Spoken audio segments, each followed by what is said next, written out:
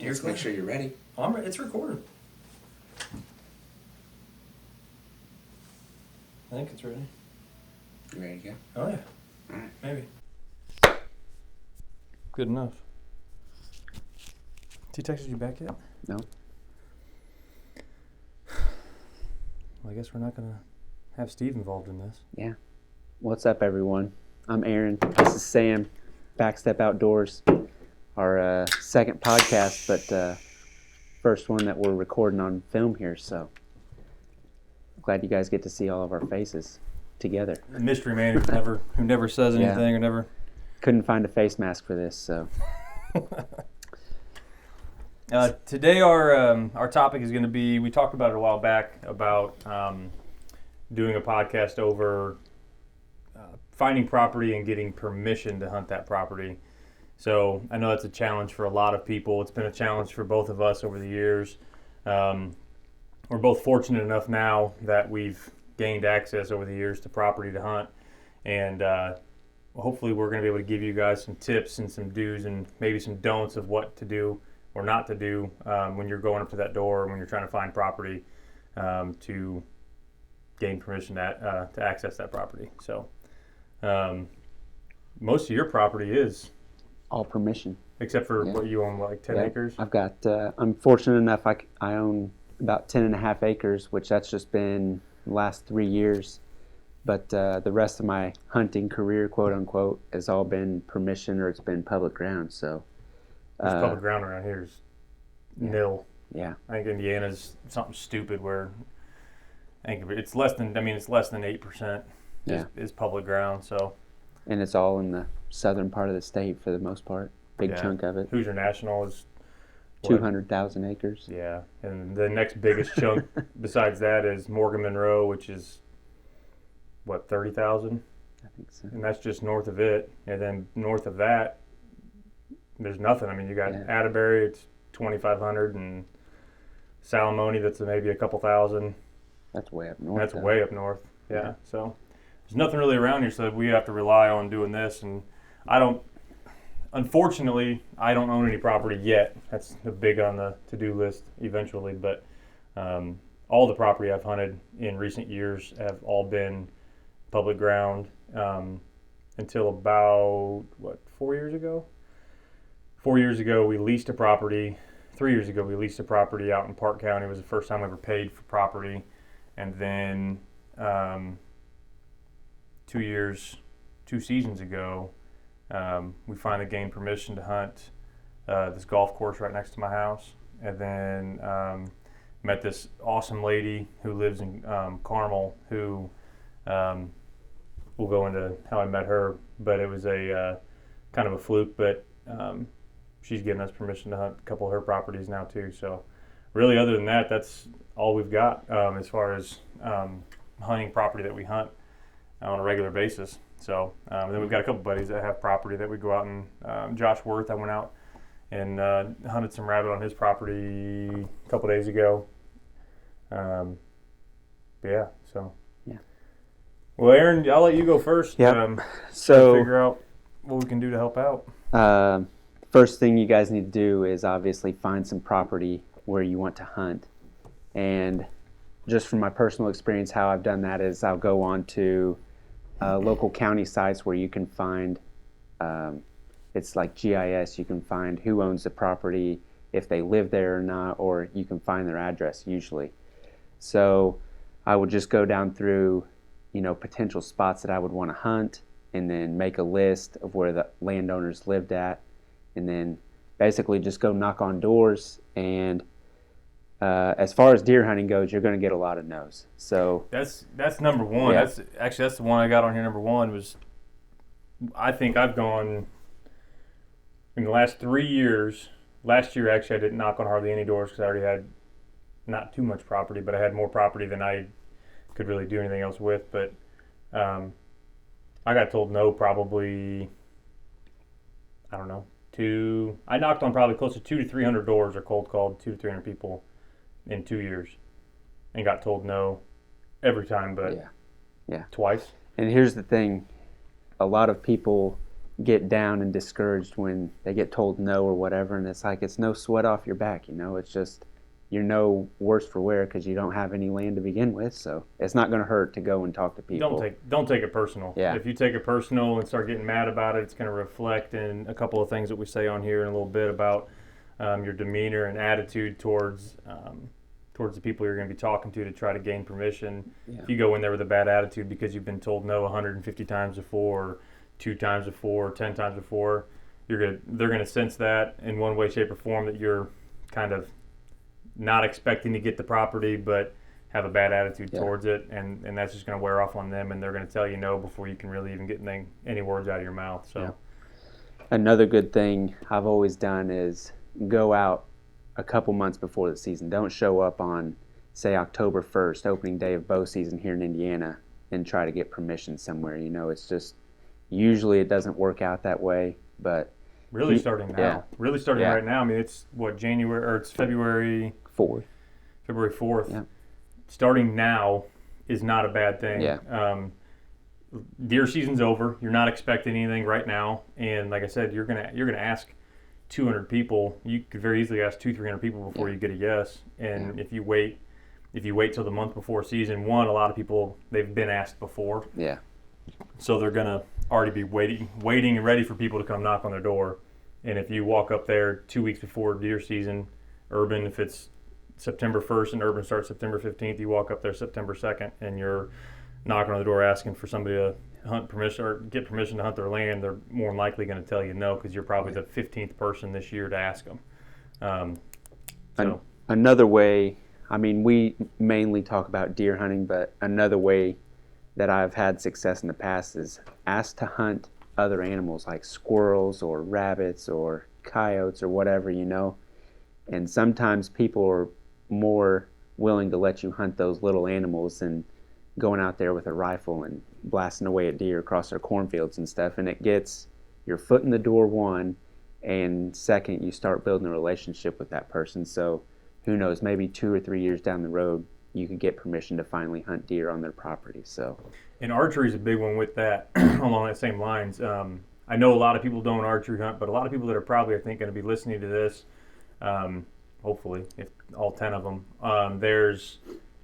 archery is a big plus in this realm to gain permission.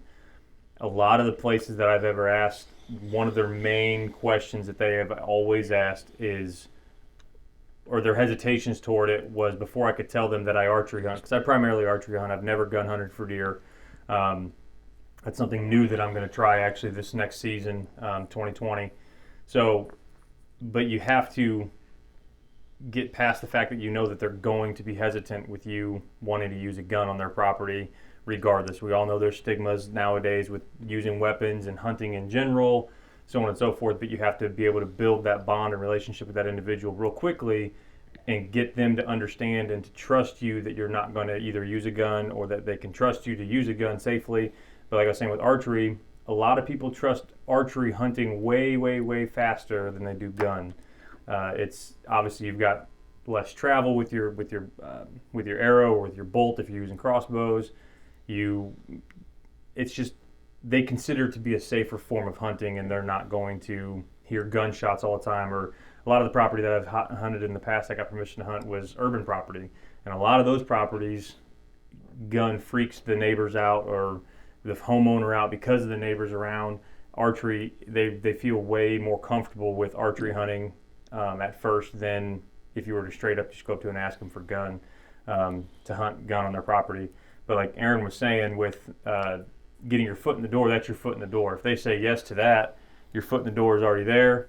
So who's to say the next season or a few months later or a year later that you've gained a relationship with this individual that they've given you permission to now hunt gun because you've asked them, that you've shown them that you can be trustworthy and that you're not going to be a knucklehead out there just shooting randomly. Yeah. But I wanted to back up on something before we get too far ahead. Going back to the GIS mapping and trying to find property, your number one thing is going to be your mapping and your GIS mapping. Here we have in Indiana that you can get on GIS mapping and find all the, pretty much it's actually kind of scary. You pretty much have to stalk the individual. Yeah. But you pick out an area of property that you think looks good for hunting, or it's surrounded by cornfields, it's close to your house, it's a lot of woods, big chunk of woods, whatever it may be, or just a property that's close to you that you want to try to ask. Getting on GIS mapping, or first identifying that property on a regular mapping system, Google Maps, whatever. Then you get on GIS mapping and you find out the boundaries of that property, how many acres it is, where does it go, find out if it even looks like it's a suitable property for you to be able to go. Because a lot of the properties, you'll get up to it and there'll be 6 different boundaries in this one chunk of woods where there's 6 different people who own that chunk of woods. Where on a map it looks great, but then you get on GIS mapping and you realize that now instead of getting one person to give you permission, you have to get 6. That may or may not be worth your time. I think that it's always, like he said earlier, it's beneficial to ask your no worse for wear if you get told no because you already don't have any property. So going up there and asking them is not a bad thing, but you also have to pick and choose on how much time you want to spend doing it, because trust me, I've spent a lot of time, hours upon hours upon hours doing research and then going and knocking on doors. But then sometimes when you get the GIS map, you'll get the tax information, you'll get a name and an address. Sometimes the name is going to be a trust. A lot of properties are held in trusts. Then you've got to go to Dr. Google and type in on Google and figure out if you can even find the name of the trust company. And then once you contact the trust company, they've got to contact you back. It's just, it's a pain. It really gets in depth, and you really feel borderline like you're breaking the law a little bit because you feel like you're stalking the hell out of somebody. And then it goes back to social media is your friend. If you get on one of the GIS mapping systems and you find a name for this individual, then you can go on to Facebook's a big one, or I know we don't use them anymore, but phone books, because if you type somebody's name in on Google, you're going to get 1,000 different names. Yeah. But if you can get into a phone book and look up that name, you're going to be able to find the phone number for whoever that individual is. Versus going on the internet, you're never going to find the number. At least it takes a lot longer. So those phone books we throw away may be beneficial to you to keep one in your area if you're planning on doing something similar to this. But then once you find their name and their number and you make contact with them, that's where the biggest, in my opinion, the next step comes in. For me, is my number 3 is the cold calling and door knocking. Which underneath those I've got presentation with your looks, demeanor, and attitude. For me, those are your biggest things that you need to look at and make sure you're doing the right with before you go up to that front door and knock on it the first time, or before you get on the phone and call for the first time. Because like I said earlier, you can make or break their decision in the first 30 seconds of talking to them. If you walk up after you just got done working, we work. I get you're sometimes going to be driving by a property, like, oh, I want to go ask them if I can hunt their property. But if you look like you've been run through the ringer that day and you're all dirtied up and whatever, wearing ratty jeans and tore up shirts and stuff like that, they're going to kind of look at you and their first impressions are going to be off. It's not that they're going to think necessarily badly of you as an individual. Their first impressions are going to be off. So that making a first impression here, I think, is key to getting their approval for their property. Yeah. So the demeanor and your attitude, like I said earlier about talking to them, you're a salesman at this point. You're trying to sell yourself to them to get them to allow you to use their property that they pay for. They pay taxes on it. They bought it with their hard-earned money. They're probably sometimes farmers. That's their livelihood. So you are a complete stranger to them, walking onto their property, trying to get them to give you permission on something they've worked their tail off for to finally have or to get or whatever. And that's where those no's come in a lot, because it is their property. It's not ours, not by a long shot. So rehearse what you're going to say, kind of like what we didn't do here in this podcast. We don't rehearse hardly any of the stuff we're going to do. But shooting from the hip. Rehearse what you're going to say to them. It's one of those things where if you walk up to the door and you've never thought about what you're going to say to this individual, if you've not looked at their property, if you've not done any research on a little bit about who they are, then you're going to be kind of again, you're going to be shooting from the hip, and it's just not going to come off well to them when you're trying to ask them to hunt their property. I feel like sometimes, I don't know how about you, but in my early stages of doing this, going around asking people to hunt their property, it was very, being new, it was hard for me to rehearse everything I was going to say, and I feel like that led to a lot of get out of here. Being told no. A lot of people were real protective, which rightfully so. I'd be protective too about my property and who's on it and who I'm going to let on there. So another thing is, I've run into this a couple times. If you get someone to answer the door, make sure that person owns the land that you're wanting to hunt on. Sometimes, the internet is wrong, believe it or not. And so make sure you have the name of the person that you want to talk to, and then second, make sure that they actually own the land, because sometimes you'll run into like these tenant farmers that just rent the land, but they don't actually own it. The owner lives in another state or whatever. And it's like, you just want to make sure that you've got permission from the right person. So that happened to us twice this year, actually. One of the guys that I'm pretty sure is probably going to listen to this podcast, his name is Zach. Awesome dude. I feel like I've got a pretty good relationship with him now. We text quite often, but he's one of the property managers for, long story short, he's a property manager for one of the properties that I gained permission to hunt 2 years ago. And he gave us permission to hunt 2 more properties this year. And we ran into one of the properties he gave us permission to hunt. The landowner obviously gave us permission to hunt that property, but the farmer had been giving permission to individuals for, I don't know, last 5, 6, 7 years. He hasn't even owned the property in the last 5 years, but he'd been giving permission to other people to hunt that property. So when we scouted the property out, we saw another stand out there, and 2 stands actually. Excuse me. And I would text Zach or give him a call and be like, hey, do you know whose stands these are? And he's like, nobody else should be out there, so looks like they're ours now. So but then about three months after we found the stands, we're out there hunting, Chris and I are, and the farmer comes rolling up in a truck and starts hooting and hollering at us like, hey, who are you guys? And starts giving us the 5th degree about who we are, who gave us permission, and why we're out there, and this, that, and the other. And come to find out, he'd been giving permission to people for the last 5 years to hunt that property.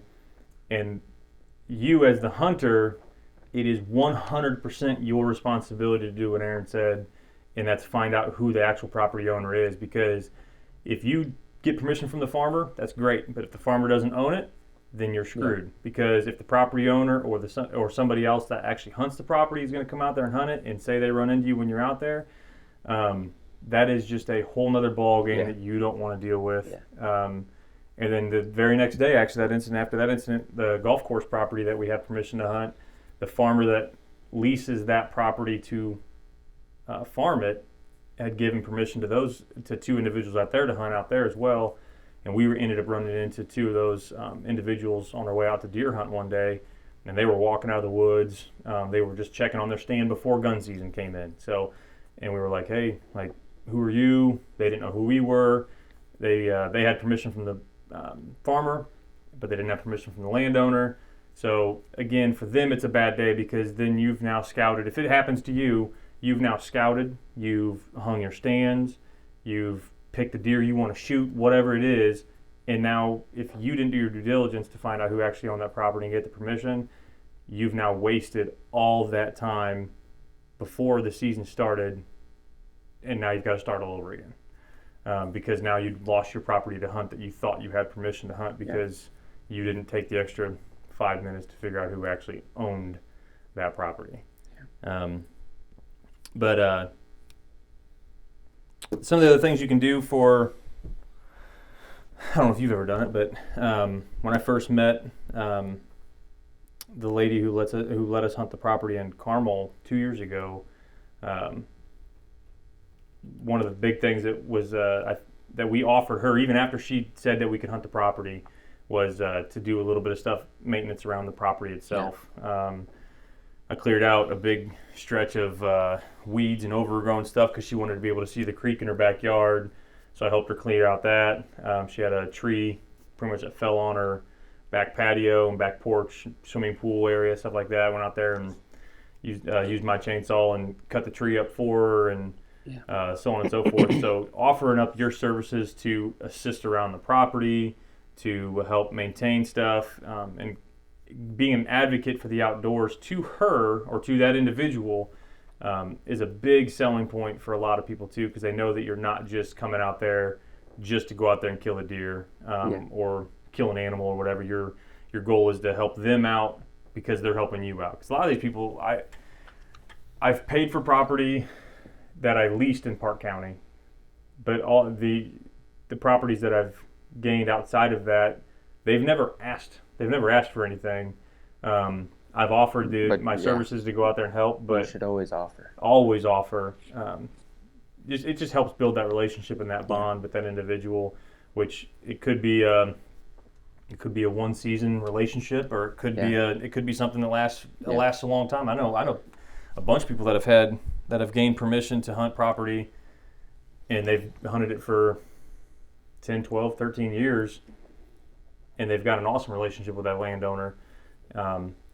So you don't want to be that knucklehead that I would say ruins that. I'm pretty lucky in the fact that most of my land is neighboring properties to where I live. So you can walk out your front door. So, yeah, I help one of my neighbors. I help him quite a bit cutting up wood or cleaning out fence rows and stuff like that. So it's easy for me because I can just drive my tractor right across the road, help him, do whatever. But just make sure that you're offering to help take care of their land. I mean, because like Sam said earlier, they don't have to let you on their ground at all. I mean, you're a complete stranger in most cases walking up, trying to get permission to be on their ground. And it's just like, be respectful of them and how much hard work that they put in to own that property. So and you could be like I said, you could be the 10th person that season that's asked for permission to hunt that property, or you could be the first person in 5 years that's asked for it, but you could also be the first person since they had a bad experience.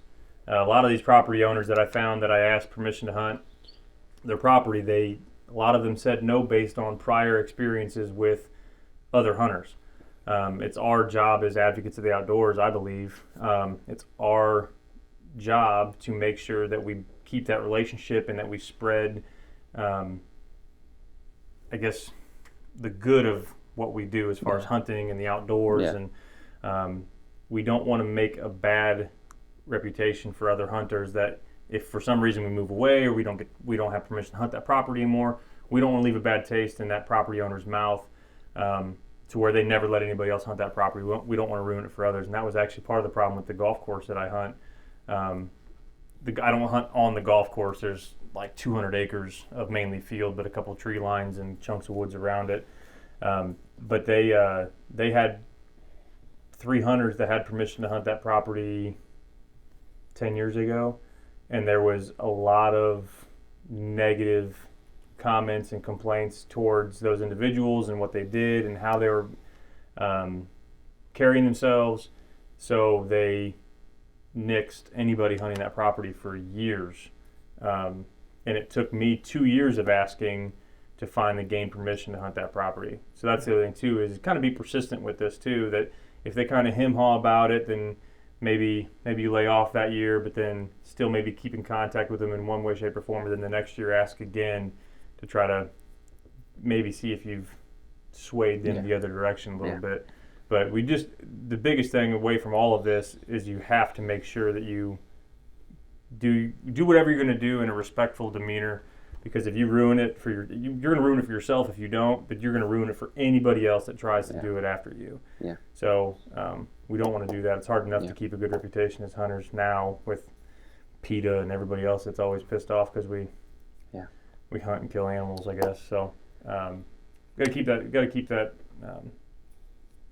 up. So another thing, so we're moving on to after you've gotten permission for this ground and you're able to deer hunt or whatever kind of hunting you want to do. A big thing for me at least is make sure that you give the owner a heads up when you're planning on coming out there. Like send them a text or a phone call the day before just to make sure that they don't have anything going on their land. And then for me, I always give them a text after I'm done hunting just to let them know that, I got out safe or whatever. And make sure that you check in with these people during the off season. That's a big thing is, you see them from October to January for deer season, then you don't see them again until October when it's time to deer hunt again. And that turns a lot of people off. So it doesn't hurt to go out and, see them a couple times in the spring and the summer just to keep that relationship going. And that's also a good time to help them with their chores on their property. So I know most of the places where I have permission, the people are elderly.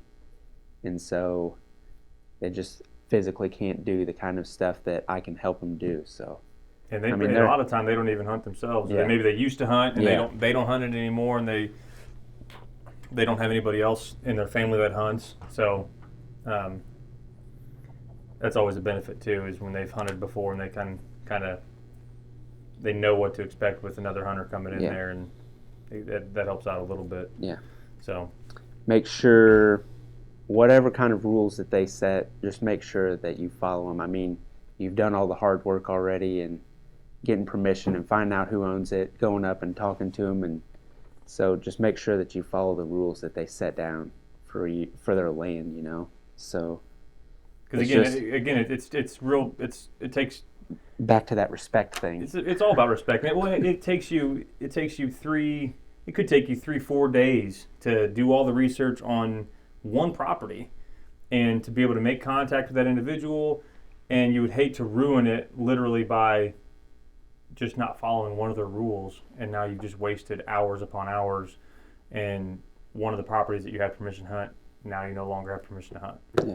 So Back from the intermission. Sorry, we're using So low level stuff here. like we said, just check in during the off season to keep that relationship going. And that's the perfect time to help these people out with their land. Or even if you're lucky enough to get permission from them to like put food plots in or just help them with the habitat for the wildlife out there. I mean, the spring and summer, that's really the time to do it. So I know Sam talked about leasing ground. I've leased ground before with some of my buddies that I used to work with down in southern Indiana, and that was some of the best ground that I've ever deer hunted in my life. Well, the thing is, it can be a plus and a minus. Like when it comes to, there's pros and cons to it. We had a great property, but we had a horrible leaser. Yeah. Like the property owner. Yeah. He was terrible. We were pretty lucky. The property owner for us, I mean, he was pretty hands off as long as you paid your money. And Yeah. I mean, he had a set of rules, but they're just like anywhere, man. Just, Well, and our problem was we went through a leasing company, which, again, I kind of have my own opinions about leasing companies and whatnot. They've got the good and the bad. But if you're somebody, like, again, that's what we're trying to help you guys out with. Anybody that's listening to this, if you don't want to, I mean, they're expensive. We paid, I paid, it was like $1,000, and that was a cheap lease per person there was 3 of us out there, 4 of us out there. And you can get upwards of $6,000, $7,000, $8,000 a year for 5 people to go out there and hunt on a property. So it's expensive. So hopefully something we're giving you guys here can help you get out there and maybe try to find some property. But we had a bad experience with ours. It was a great property, a lot of deer, awesome deer on it. But we ended up, it was an Amish guy, and we had a contract, we did everything by the book. And November 2nd, they start building a house in the middle of the field, like 100 yards away from the wood line. Yeah. And it was, they were right there next to our stands, right in the middle of the property. We literally walked up to the guy, we're like, what's going on? Because our lease pretty much said they could only do general maintenance and farming of the property. That's all they could do while they were while they were leasing the property out. And then other than that, we had permission to do everything we needed to do as far as hunting goes. So when we saw bulldozers and backhoes and everything else coming out there first week in November, it's the rut. We were out there hunting pretty hard, and every day we're out there, they're digging and banging and everything else like that. So it screwed up a lot of the patterns that we had already set, that we already had identified. And long story short, there we ended up getting some of our money back from that landowner, which was a pain in the butt, but we got some of it back because the leasing company. A lot of leasing companies want their money, and once they have their money, they don't care. Yeah. That was my feeling and how I was left off that property and that contract that we had, is that when we called them with that problem, they had their only remedy to the issue is you need to talk to the landowner. Yeah. That was it. So it's like if you have to think about that, is that you're going to have to do a lot of legwork there, because again, those leasing companies, once they get their money, they're hands off. I mean, they may help you a little bit. Maybe that was just the experience we had with our leasing company that we had. Somebody else may have a better experience or a different experience with that. Let's see if Steve. Trying to get Steve to out. No, Everett's asleep. It looks like. Yeah, but that could be another thing to think about when you're looking at a leasing company. Not only are you going to pay the money for it, but you're going to have to deal with the landowner, and if something goes awry, your contract's there, but I feel like the contract was really just there for a warm and fuzzy. It didn't really do a whole lot, obviously, because it didn't deter him from building a house in the middle of the property, which it's his property. I get it. I understand it, but there's that respect level. So, Steve. Steve? What's up, Steve? What's going on, pal? Long time listener, first time caller. Well, you are you're on the mic, bud. All right, can you hear me? Yeah, I think so. It's the wave things on the computer are going up and down, so that's a plus. Okay, it was an unsuccessful nap time, so he's already screaming. So if you can hear that, a little bit. So what are you guys talking about today? We're doing gaining permission to hunt property. Oh, nice. Yeah. So didn't know if you had anything you wanted to add in on it today. If you had any questions about it. No, I'm pretty much a noob when it comes to that. I've always, fortunately, like I said, my person who's introduced me into hunting, hunting trapped for a long time, and he was the guy who helped out around people's farms and took care of rodents and nuisance animals, and then he got permission to hunt. So Jeremiah Johnson. So did he pecking order. Did he gain permission to hunt those or to trap on those properties just from his company, or was that just an individual thing that he went around asking people to do it? That's what he went around and did it. Like he had like they called him and they said, "Hey, we've got beavers on our property. We need you to come get it." And he would go do it. Correct. Okay. That, coons, foxes, coyotes, he trapped them all and literally did it for a living for a while. And he has some cool stories traveling out to Colorado and trying to trap. And while he's out there, he found a guy at a gas station. And the guy said, well, if you can't find any place to trap, I'll put you up in my place. You help me around the farm. And I got a couple thousand acres you can trap. And Jesus. Sure enough, he got that guy, kept that guy's number. And a couple days later, gave him a holler and stayed out there for a couple weeks and got some pelts out of the deal. I mean, just pretty cool stories like that. Is his name Jeremiah Johnson? No, it could be close relation, but you need to. We need to put some of those pictures of your guys' cabin, of his cabin with all the pelts and stuff on the wall. Oh yeah, that's definitely doable. I'm going over to the old roommates tonight, so nice.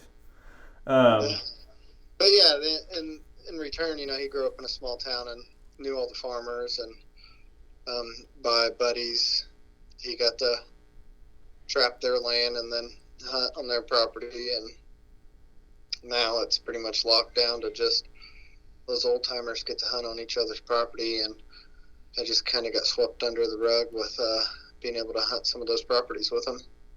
Nice. Well, that's a good benefit for you, though. Yeah. Oh yeah, I can't complain. Is that how you? What property did you hunt down in Kentucky? Same deal, or is that just a friend property, or?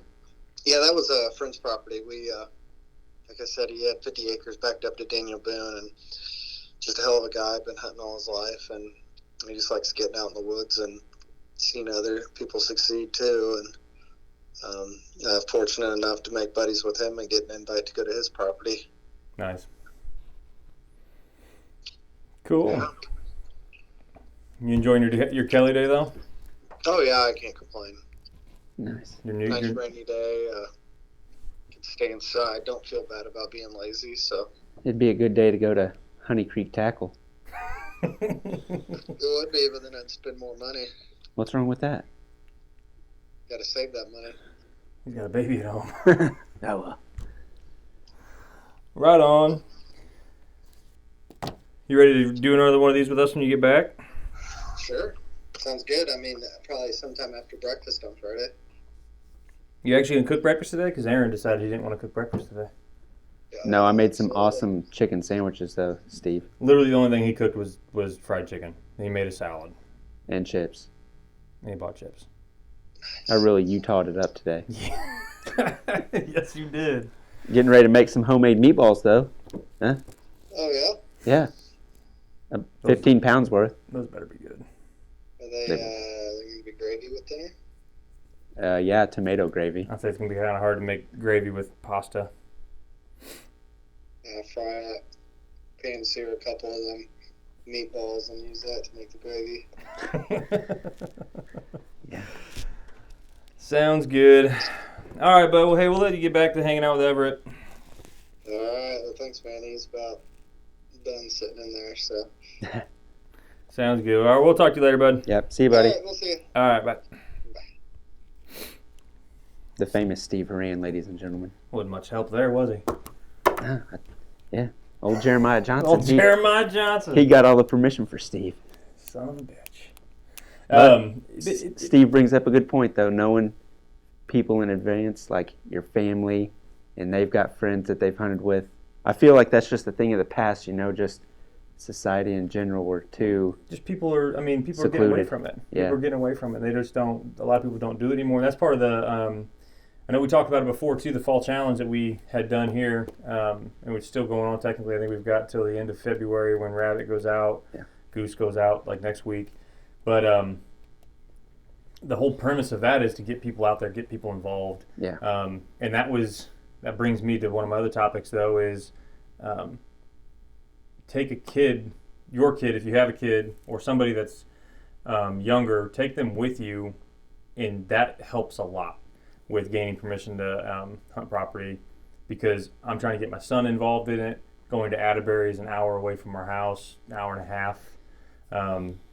And so with our schedule, it's real hard for me to go camp down there at night, and he's got school and this, that, and the other. So it's really not plausible for me to be able to take him down there and hunt. And there's a lot of knuckleheads that hunt public ground, especially when there's 2 million people that live within an hour of Atterbury, and it's 3,000 acres, and there's a lot of people that travel down there to hunt. So during gun season, I don't take them down there, and really during archery, I don't feel comfortable really taking them down there.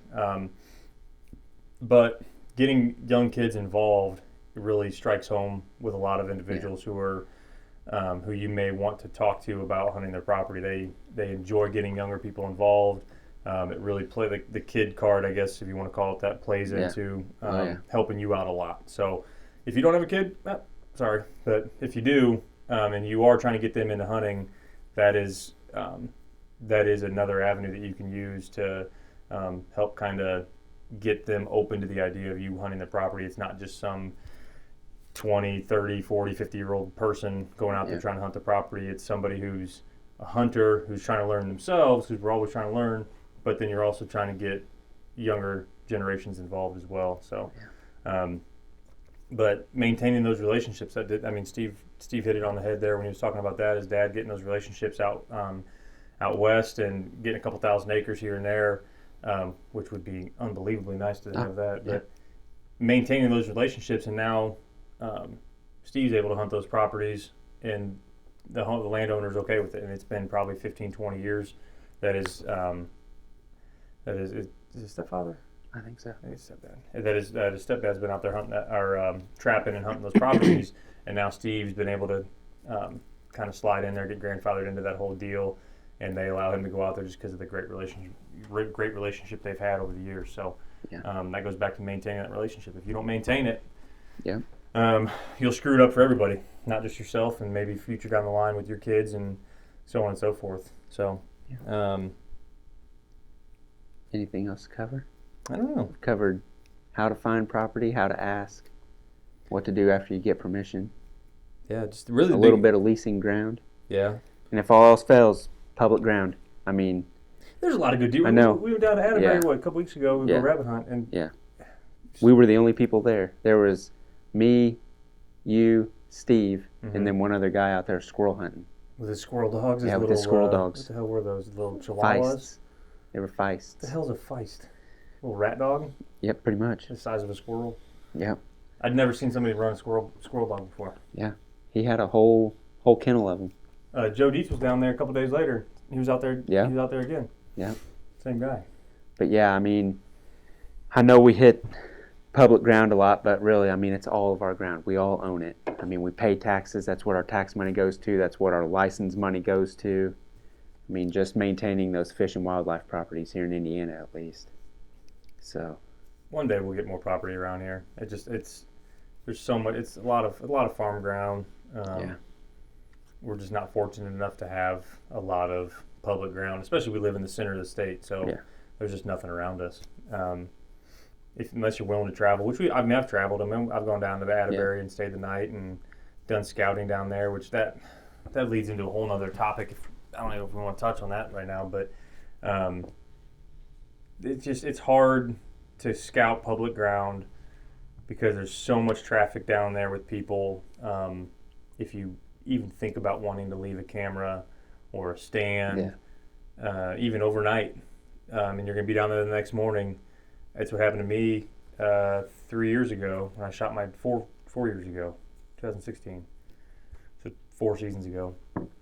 I shot a doe November 2nd, and Throg helped me bring it out along with Chris.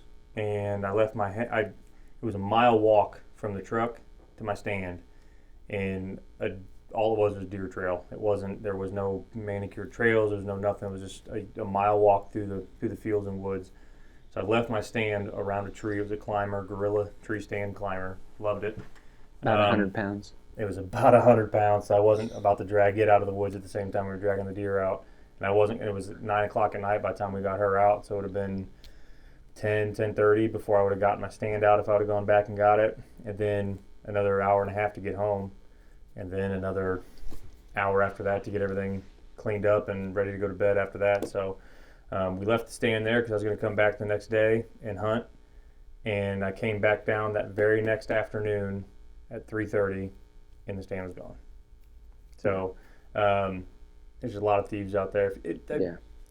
Yeah, there's a lot of thieves out there that are going to steal your shit. So public ground makes it hard for that. And again, that gives everybody bad rap. So if you're one of those guys that goes out there and walks by a trail camera or a stand and turns a blind eye to it and just keeps on walking, good for you, because there's a lot of people out there that are assholes that'll steal your shit. So keep that in mind too. Lock your stuff up. Just don't leave it. That goes into that mobile hunting stuff that's a huge new craze now, mobile hunting with saddle stands or saddle harnesses and all that stuff, which I haven't done any of that stuff. So, but get out there, hunt the public ground too. It's just, it's there for us to use, but it's just it creates its own issues too with scouting and